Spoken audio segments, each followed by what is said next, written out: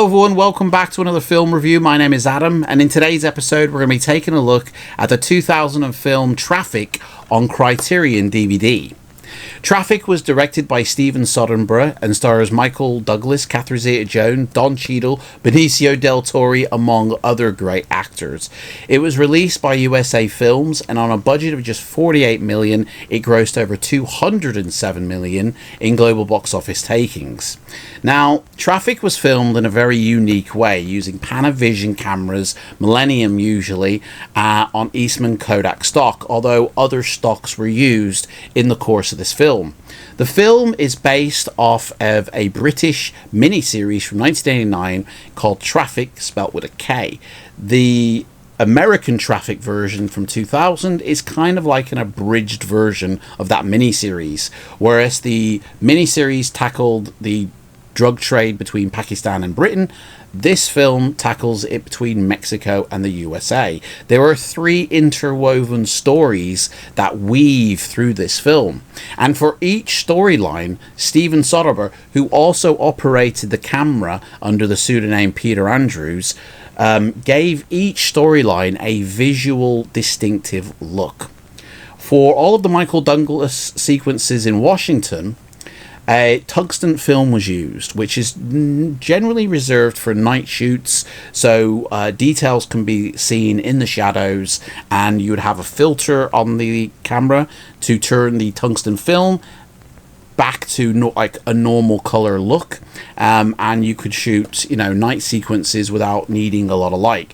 The tungsten film is very photosensitive to light, so not much light is required. But without using those filters on the camera, your film stock has this blue tint to it, which is what is seen in its raw state on this film. Very few lights, if any, were set up and used in the making of the sequences using the tungsten film. All natural light through windows or on set in lamps.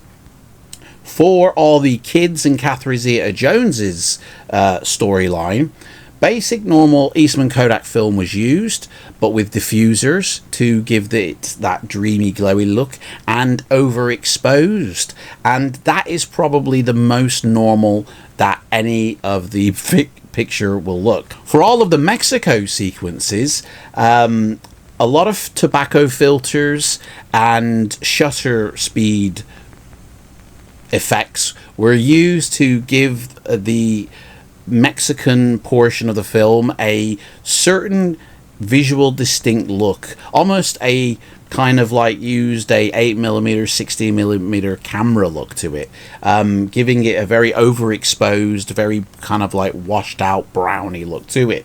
I think the use of the way that this film was put together visually gives the viewer a opportunity to understand what storyline they're watching as they all interweave with each other, but also gives the visual look of the film a character in itself. And I really enjoy the fact that Steven Soderbergh decided to do all this, as it really is like a masterclass of cinema where you actually get to see kind of how different film stocks are used and their effects if certain filters are not used.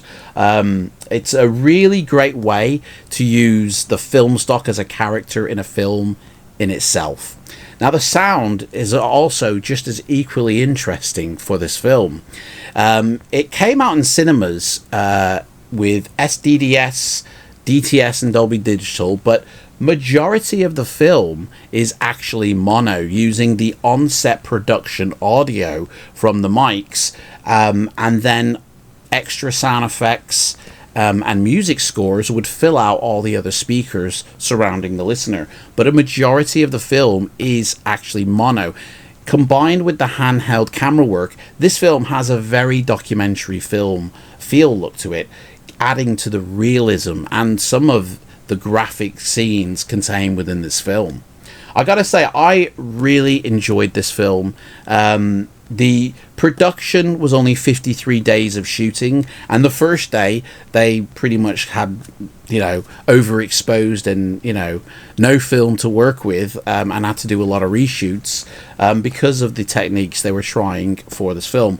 I really enjoy this film. I think it's great. I haven't seen the miniseries Traffic yet, but I will. But I really love not only the visual style of this film, but just how it looks and feels, as well as the drug trade storyline between Mexico and USA, and how it affects not only the government but the people and their kids and the cartels and their families as well in Mexico. I think it's a fantastic film. So what do you get from Criterion, who released this in 2000 or 2001, I believe it was? Well, it's a 2-discer set. It's a fantastic set, to be honest. Now, Traffic is available, or was available also on VHS, VCD, normal DVD, and is available on Blu-ray. But I kind of feel that, before we dive into this, if this got a 4K release, it would be kind of pointless. Because of the way the film was edited and graded on digital 2K intermediate on the PC, and then printed back to film for the theatrical run, the workflow was done entirely in 2K. The sound stems from mono production audio mixed with no ADR pretty much. So a Dolby Atmos, Dolby Vision version of this would be kind of pointless, and take away from its raw graphic nature. The Blu-ray would be the best way to watch this, but the DVD, given the way it was filmed and the sound, is just as good, I feel, and that is why I have this copy, because the Blu-ray is about £20 to purchase, whereas this DVD cost me £4.50 off eBay. So it's a no-brainer. Traffic on Criterion. When you open it up, you get disc 1. You get the film, which was scanned at 2K by the 35mm interpositive negatives, supervised by the director of photography, and created into a 2K digital intermediate before being placed on the disc. So the film looks as good as it will do, and is the same master on the Blu-ray as is the Criterion DVD. You also get a choice of Dolby Digital or DTS soundtracks and 3 audio commentaries. The first commentary is by the director Steven Soderbergh and the writer. The second commentary is by the producers and the technical advisors. And the third commentary is by Cliff Martinez, who scored the music, as well as getting to listen to the music cues in a full surround setup without him talking. The commentary tracks are really interesting. I'd say the standout commentary track for me is the composer's commentary track. He goes into a lot of detail about why he put in this music, the way kind of Hollywood plays with composers and puts in their own music, and the composer kind of has to work around it. It's a really interesting commentary track. Steven Soderbergh is just basically having a laugh with the writer, and they do, offer nice insights into the filming, the guerrilla nature filming of the film. And the producers and the technical assistants are there just to sort of glorify how they performed in the film or on the film. But you learned through listening to the commentaries that a lot of real-life politicians and members of the DEA and US Customs actually played themselves and featured in the film as themselves, giving again another step of reality to this film. On disc 2, you get a whole load of extras. There are featurettes where you get to play editor and director using the multi-angle feature, where you can go between takes and sort of stitch together your own version of a certain scene. There is about 30 minutes of deleted scenes which were originally part of the cut but obviously got cut out due to pacing or story reasons, and they're really interesting to watch. It's a shame that an extended version of this film does not exist, because I think that would make for a really nice edit. There are theatrical trailers and a whole host of other features It is a really nice release from Criterion, and it also comes with 2 booklets, which I feel are kind of almost, for one of these booklets, a great addition. The first booklet is about Traffic, and it's a fold out, and it has a lot of production notes talking about the film, the way it was done, as well as credits for cast and crew, as well as chapter listings and DVD production credits. It's a really nice booklet, but for me, I actually quite enjoyed this booklet that also came with it, showing the complete Criterion catalogue up until 2002. It lists every single version release from Criterion with a little box where you can tick to see if you've got it. I think that is a pretty nice release. It only goes up to 2002, obviously, but Traffic being number 151 in their catalogue, that was really interesting to read through. Has nothing to do with the film. For me, this Criterion release is really nice. Now, talking about the picture quality and the sound quality, I'll put some stills up here now. The picture quality on this disc is... it's hard to rate, to be honest, because of the decisions made during photography with the different variations look of the film, and the coloring and the guerrilla style nature of the handheld camera work. The picture is kind of like a documentary, a Hollywood documentary. The grade of the picture is all over the place because you have the Mexican scenes which are overexposed and washed out. You have the Washington scenes which are in a blue filter, and then you have all the rest of the film which is kind of this nicely diffused look. I imagine to put this onto disc was very difficult for the authors of the DVD, with the bitrate being all over the place, which I noticed as I watched the film. The bitrate was between 3 and 6 megabits per second. So for a film that is 147 minutes on a dual layered disc with 3 commentary tracks and 2 choices of audio, I think this is an outstanding transfer. I did not see, given the source material, any DVD artifacts or pixelation. Now, obviously in some scenes, like the Mexico scenes where they overexposed using a lot of filters and the shutter speed trick, it does look like a degraded footage that you're watching, and the kind of motion of it is kind of like almost stuttery, but that is the visual intent of the film, so it's nothing to do with the DVD authorship. The transfer on this, I think, is really good considering all the other content on this film. I heavily enjoyed the grading of this picture, flashing between the various formats or techniques they used for the different storylines, and at no point did it just look like dog shit, to be honest.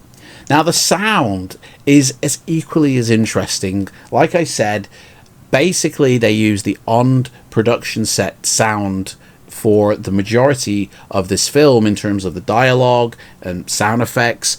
Only minor other cues were added, as well as the music, which the music does come from the surrounds and a couple of sound effects like when guns are going off, but you don't get that bullet whizzing past your head and explosions that surround you because, again, like a documentary, it makes, when you're listening to the audio on this film, it's like you're watching it off a news, anchor on the set, sort of from the shoot, kind of way. It's a really interesting sound mix, and it has, as I say, DTS, Dolby Digital 5.1, Sony Dynamic Digital sound, so it does sound really good.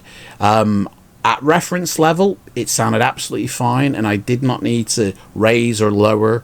The mix has been done very nicely, I can't say atmospheric, because it doesn't really wrap around you like most films do, but it's not meant to. It's not intentionally there to do that, but it does what it needs to do adequately. I'm totally happy with the sound and the picture quality of the film.